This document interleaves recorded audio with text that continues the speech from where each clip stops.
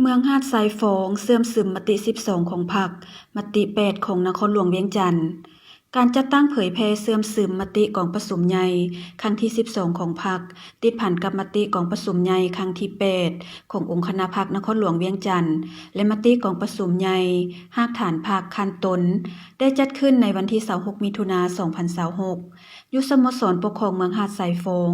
โดยการเผยแพร่ของสหายคำมูลเตียงทราชเลขาพรรคเมืองหาดทรายฟ้องมีคณะพรรคหากฐานหน่วยพรรคห้องการออมข้างเมืองและสมาชิกพรรคพนักงานเข้าร่วมการเผยแพร่ครั้งนี้ก็เพื่อสร้างความรับรู้เข้าใจแก่สมาชิกพรรคพนักงานรัฐกรการจัดตั้งบ้าน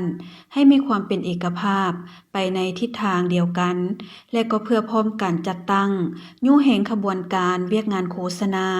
เผยแพร่หันเอาทิศทางและเนื้อในผลสำเร็จของกองประชุมใหญ่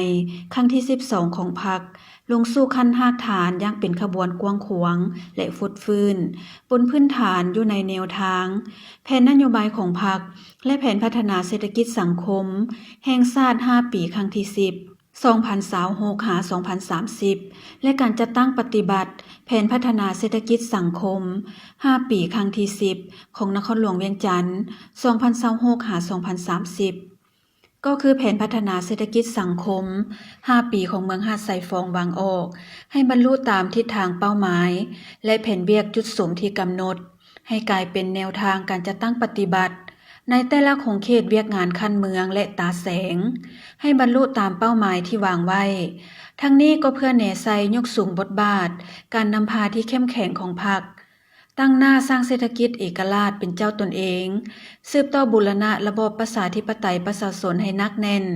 ก้าวขึ้นสู่สังคมนิยมและเพื่อเฮ็ดให้ได้คืนแนวนั้นก็ต้องได้เพิ่มทวีความสามารถนำพาและลักษณะนำหน้า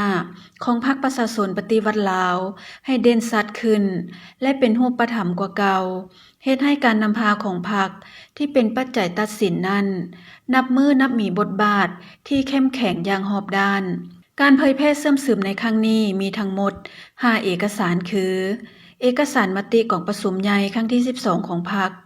มติกองประชุมใหญ่ครั้งที่ 8 ขององค์คณะพรรคนครหลวงเวียงจันทน์และมติกองประชุมใหญ่หากฐานพรรคคันตนติดพันกับแผนพัฒนาเศรษฐกิจสังคม 5 ปีครั้งที่ 10 2026 หา 2030 ของนครหลวงเวียงจันทน์และแผนพัฒนาเศรษฐกิจสังคม 5 ปีของเมืองหาดทรายฟ้อง